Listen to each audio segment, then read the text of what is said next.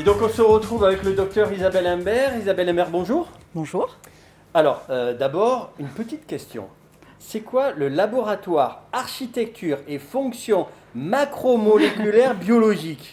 Donc c'est un nom barbare qui veut dire qu'on utilise, on va essayer de déterminer le repliement tridimensionnel dans l'espace, en l'occurrence de protéines, et afin de comprendre comment les machineries moléculaires fonctionnent.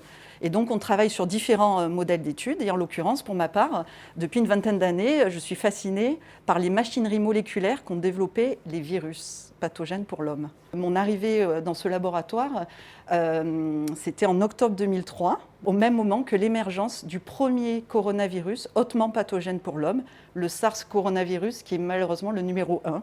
Oui, vous avez bien entendu, le docteur Imbert travaille depuis 2003 sur le coronavirus. C'est même une des spécialistes en France et dans le monde. Et à l'époque, personne n'en parlait. En termes de mécanistique, on ne connaissait rien. Donc il y avait tout à faire et donc le laboratoire aussi était impliqué dans des programmes européens qui a fait que j'ai pu disposer du matériel génétique pour commencer à reconstituer ces machineries qui permettent au virus de répliquer, de photocopier son génome, puisque l'objectif d'un virus parasite, c'est de se propager, de se multiplier. Pour comprendre la suite, je vous présente l'objet de nos ennuis, le virus. Alors par avance, je m'excuse auprès des puristes et des doctorants. Pas la peine de m'écrire, je sais, je vais simplifier. Un virus est composé d'un patrimoine génétique. À l'intérieur, soit c'est de l'ADN, soit c'est de l'ARN dont on parle beaucoup en ce moment. Et ce sont ces derniers qui intéressent le docteur Imbert, et plus précisément les protéines qu'il y a à l'intérieur. Notre travail durant 13 ans a été un travail de longue haleine où on a exprimé et purifié toutes ces protéines qui codent cette machinerie, cette photocopieuse moléculaire du virus. On a reconstitué in vitro dans le tube à essai la machinerie qui permet au virus de photocopier son génome qui sera à nouveau encapsidé dans des nouvelles particules virales et l'infection se propagera. Ça y est, j'ai compris. Le docteur Imbert fait de l'espionnage industriel. Notre protéine qui est dans le virus ARN est un photocopieur dont les copies propagent la maladie. Et notre 007 de l'ARN ouvre le photocopieur, étudie son mécanisme et en réalise des plans, des sortes de microfilms quoi. Mais pour qui elle travaille? Ce que je fais, ça s'appelle de la recherche fondamentale. C'est-à-dire qu'on pose les fondements, on dit voilà, le moteur, ça se passe comme ça, il faut telle pièce pour que le virus arrive à se propager.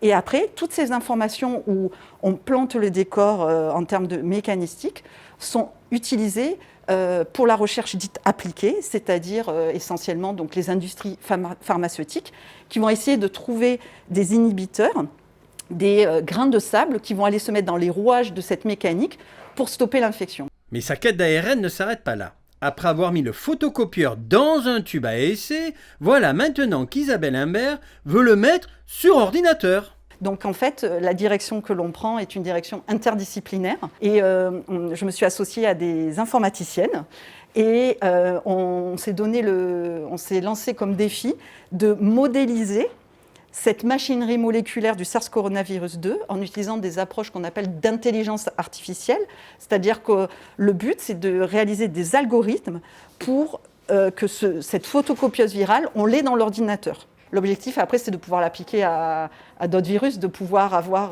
de presser un bouton et de pouvoir dire si on met cet inhibiteur, il y a des chances qu'il fonctionne parce que ça sera le bon grain de sable dans notre système in silico, dans l'ordinateur.